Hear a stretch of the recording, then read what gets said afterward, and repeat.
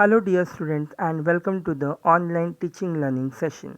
This is Akash Ukunde, lecturer in Electrical Engineering Department. I am going to teach you the subject namely Electrical and Electronics Measurement. The MSBT code for this subject is 22325. Today we are going on unit number 1, Fundamentals of Measurement. Our today's topic of discussion is effect of electric current and calibration of voltmeter. After completing this session, we are going to learn about the different effects of electricity employed in measuring instruments. Also, we are able to demonstrate the calibration of ammeter. In the previous class, we have studied about static and dynamic characteristics. What is static and what is dynamic characteristics? What are the various desirable characteristics of measuring instruments such as accuracy, precision, reproducibility, drift, sensitivity, calibration, etc. Similarly, we have studied about various errors in the measuring instrument such as instrumental error, environmental error, etc. Well, starting with the today's session, we are talking about effects of electricity employed in the measuring instruments. Measuring instruments में electricity के कौन से effect होते हैं वो आज हमें discuss करना है. So the first effect is magnetic effect. Magnetic effect के एग्जांपल्स की अगर मैं बात करूं तो दो प्रकार के मैग्नेटिक इफ़ेक्ट्स के ऊपर दो प्रकार के इंस्ट्रूमेंट्स होते हैं, एक पीएमएमसी इंस्ट्रूमेंट और एक moving iron instrument. Are second type of effect is electromagnetic induction effect. इसके एग्जांपल्स अगर हम देखेंगे तो induction type ammeter, voltmeter, wattmeters, energy meters. Third is heating effect. Heating effect के अगर मैं एग्जांपल देखूँ तो hot wire instruments, ammeters, voltmeter. Electrostatic effects अगर मैं देखूँ तो इलेक्ट्रोस्टैटिक वोल्टमीटर ये उसका एग्जांपल है. And last is Hall effect. Hall effect का अगर एग्जांपल हम देखते हैं तो flux meter and point vector meter, wattmeter ये एग्जाम्पल है. अभी ये जो सारे इफ़ेक्ट्स हैं इसके एग्जाम्पल्स हमने देख लिए और इफ़ेक्ट कौन से आते हैं ये भी हम लोगों ने देख लिए. लेकिन ये इफ़ेक्ट क्या होता है, हर एक इफ़ेक्ट कैसे एक्ट करता है ये हमें देखना है. So my dear student, getting started with the first effect, magnetic effect. आपको यहाँ एक डायग्राम दिख रही है. वो डायग्राम में आपको कंडक्टर दिख रहा है. जो कलर्ड डायग्राम आपको दिख रही है उसमें आपको एक कंडक्टर दिख रहा है. कंडक्टर में से करंट जा रहा है और करंट जो जा रहा है वो जाने के बाद कंडक्टर के आजू बाजू में आपको मैग्नेटिक फील्ड दिख रही है. यही होता है magnetic effect. When a current is pass through a conductor, magnetic field is produced around the conductor. ये बोला गया है कि जब भी एक कंडक्टर में से एक करंट पास होता है तो कंडक्टर के आजू बाजू में मैग्नेटिक फील्ड प्रोड्यूस्ड होती है. Due to this field, when a current carrying conductor is placed in a magnetic field, it experiences a mechanical force. और यही फील्ड के कारण जब एक current carrying conductor magnetic field में अगर आप प्लेस्ड करते हो, उसे अगर आप रखते हो तो वो मैकेनिकल फोर्स एक्सपीरियंस करता है. This is known as magnetic effect. Once again मैं मैग्नेटिक इफ़ेक्ट के बारे में बताना चाहता हूँ. मैग्नेटिक इफ़ेक्ट ये कहता है अगर एक कंडक्टर में आप करंट पास करते हो तो उसके कंडक्टर के आजू बाजू में मैग्नेटिक फील्ड डेवलप्ड होंगी और ये फील्ड के कारण जब एक करंट कैरिंग कंडक्टर आप मैग्नेटिक फील्ड में रखते हो तो वो मैकेनिकल फोर्स एक्सपीरियंस करेगा. दैट मीन्स कंडक्टर जो है वो कंडक्टर मोशन में आएगा. This is nothing but an magnetic effect. Moving towards the second effect, that is electromagnetic induction effect. यहाँ हमें एक फिगर दिख रही है इलेक्ट्रोमैग्नेटिक इंडक्शन इफेक्ट की. ये जो फिगर है, ये फिगर में आप देखिए आपको दो मैग्नेट्स दिख रहे हैं. First is shunt magnet and second one is series magnet. और दो मैग्नेट के बीच में आपको यहाँ एक एल्यूमिनियम डिस्क नज़र आ रहा है और वो डिस्क के ऊपर एक ब्रेकिंग मैग्नेट लगाया हुआ है. नाउ इलेक्ट्रोमैग्नेटिक इंडक्शन इफेक्ट जो होता है वो कैसे काम करता है वो मैं आपको बताना चाहता हूँ। सभी लोगों ने फैराडेज लॉ पढ़े हैं, Faraday's first law and Faraday's second law पढ़े हैं। यही फैराडेज लॉ के ऊपर ये इलेक्ट्रोमैग्नेटिक इंडक्शन इफेक्ट आपका वर्क करता है।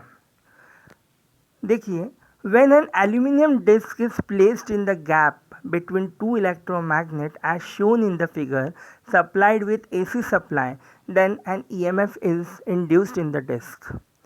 इसका मतलब ये जो इफेक्ट है, this effect is nothing but an Faraday's first law, कि जब भी दो मैग्नेट्स के बीच में अगर आप एक यहाँ डिस्क रखे हैं और अगर वहाँ आप AC सप्लाई देते हो तो मैग्नेटिक डिस्क में आपका EMF जनरेट होगा। This is the Faraday's first law. अब ये जो EMF यहाँ सर्कुलेट हो रहा है डिस्क के अंदर, ये EMF सर्कुलेशन के कारण करंट फ्लो करता है। According to the electricity theory, we can say that when EMF is induced in the disc, the current will also circulate in the disc. Why? EMF का full form होता है electromotive force, ऐसा force जो electrons को motion में लाने में मदद करता है, दैट इज़ EMF। और अगर EMF फ्लो होता है तो दैट मीन्स इलेक्ट्रॉन्स मोशन में आते हैं, that means current is going to be flow. तो यहाँ जो डिस्क है, ये डिस्क में करंट भी फ्लो करेगा। अब डिस्क में करंट भी फ्लो कर रहा है। The torque is exerted on the disc due to interaction between induced current and magnetic field या मैग्नेटिक फ्लक्स। अब जो डिस्क है वो डिस्क में अभी EMF इंड्यूस्ड हुआ है, साथ साथ में मैग्नेटिक फील्ड आपकी वहाँ जनरेट हुई थी और करंट भी फ्लो कर रहा है। So due to interaction between the induced current as well as the magnetic field or magnetic flux around the disc, the torque will exerted on the disc and the disc will going to be rotated. यही है हमारा electromagnetic induction effect. Once again I am going to discuss the electromagnetic induction effect. यहाँ हमें दो magnets दिख रहे हैं, electromagnets, एक शंट मैग्नेट है और एक सीरीज मैग्नेट है। दो इलेक्ट्रोमैग्नेट्स के बीच में एक एल्यूमिनियम डिस्क रखा हुआ है। ये जो इलेक्ट्रोमैग्नेटिक इंडक्शन इफेक्ट है, ये फैराडेज के दोनों लॉज पर डिपेंड करता है। यहाँ सबसे पहले जब हम दोनों इलेक्ट्रोमैग्नेट्स के वाइंडिंग्स को हम सप्लाई देंगे, तब AC सप्लाई देने के बाद डिस्क में EMF प्रोड्यूस्ड होगा।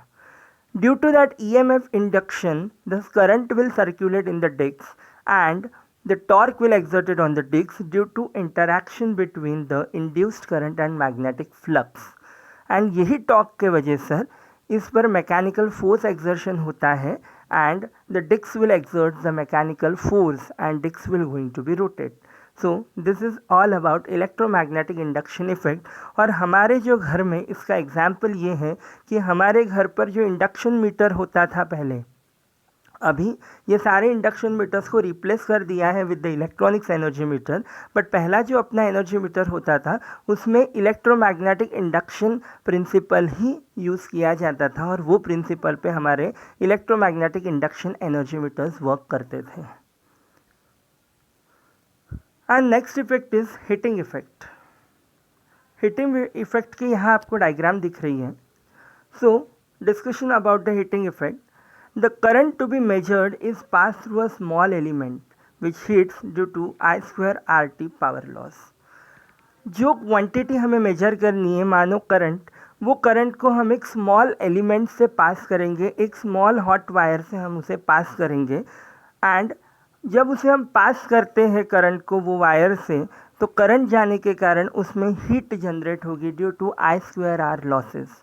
Now due to this heat generation, अगर हीट जनरेट हो रही है that means there is a rise in temperature, और यहाँ जो टेम्परेचर राइज हो रहा है that should be going to converted into elongation of hot wire element.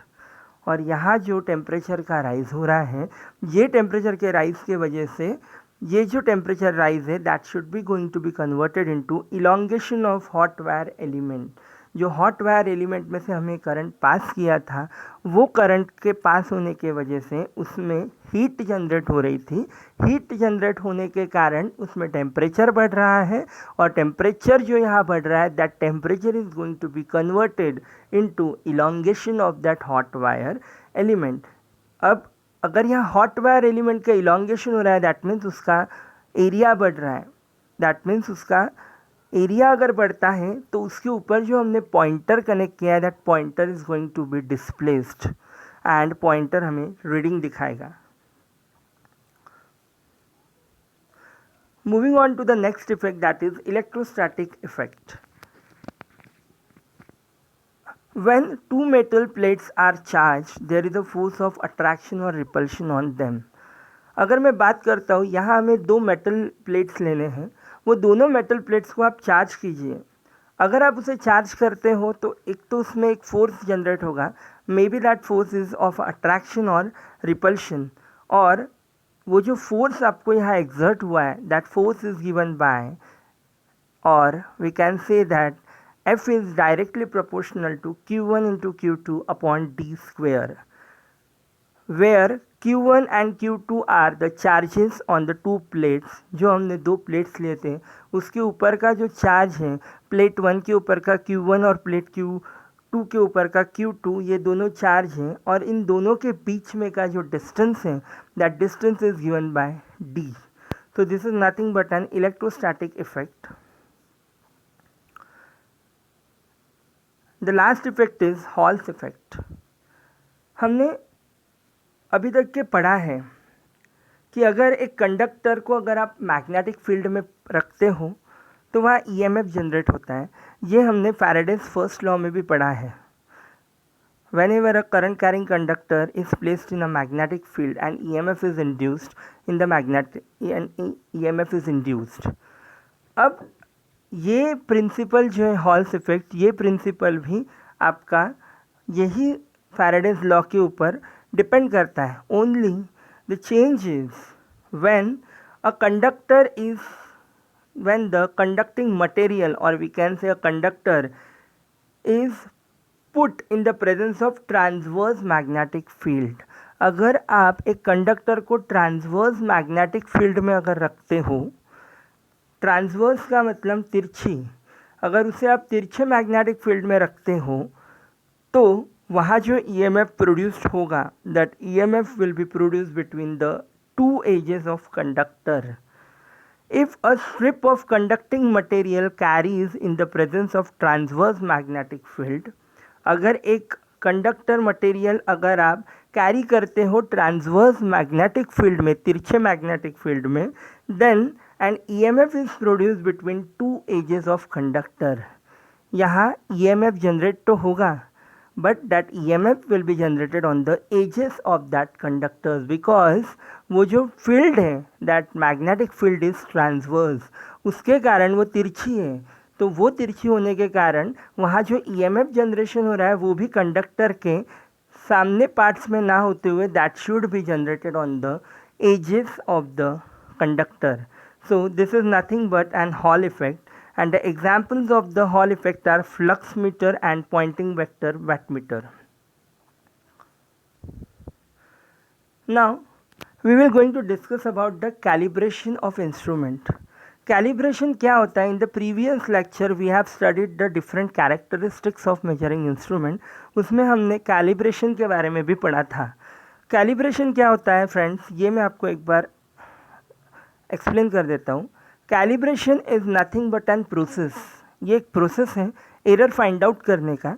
अब एरर इसमें कैसे फाइंड आउट किया जाता है, इसमें we are comparing the measuring instrument with the standard equipment और standard measuring instrument.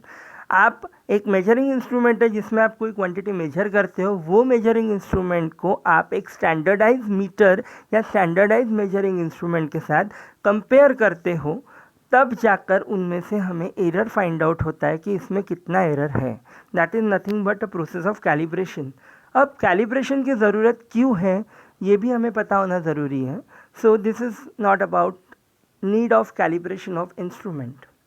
The purpose of calibration is to ensure that reading of an instruments are consistent with the other instrument.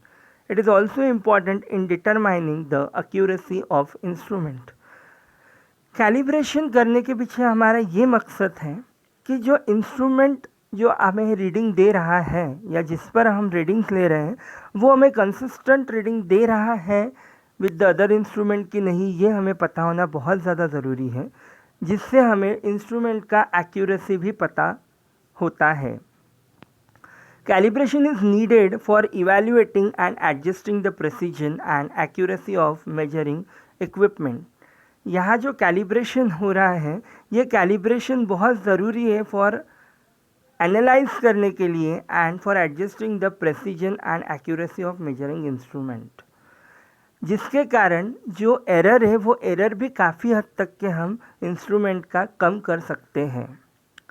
Send the instrument for calibration after test helps user whether the data obtained were reliable and correct or not. अगर हम instrument को calibration के लिए अगर भेजते हैं तो हमें ये पता चलता है कि हमें उस पर से जो मिला हुआ डेटा है वो करेक्ट है या नहीं है, हम वो डेटा के ऊपर भरोसा कर सकते हैं, रिलायबल है कि नहीं, ये भी हमें कैलिब्रेशन से पता चलता है. If the instrument is kept idle for long time, the instrument conditions will change, thus calibration is needed.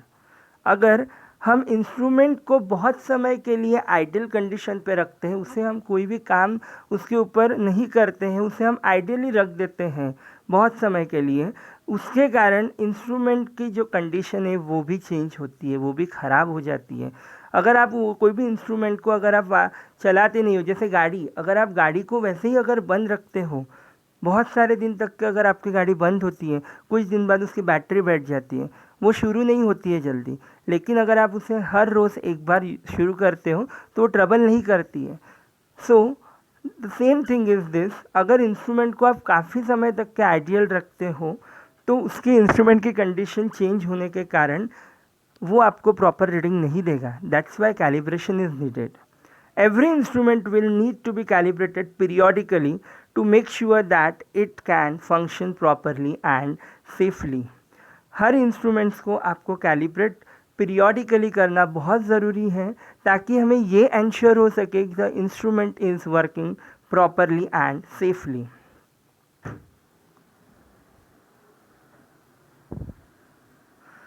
We will going to summarize the today's session. In the today's session, we have studied about the different effect of electricity employed in electric current, जिसमें हमने बहुत अलग अलग effects देखे, magnetic effect, electromagnetic induction effect, heating effect, electrostatic effect and Hall's effect. Also we have studied about the need of calibration, calibration की ज़रूरत क्यों होती है इंस्ट्रूमेंट्स को, जैसे कि calibration of voltmeter. Thank you student, I hope today you have enjoyed this session. In the next lecture we are going to discuss about the unit number 2, that is measurement of voltage and current. So up till now, keep enjoying, keep studying. Thank you.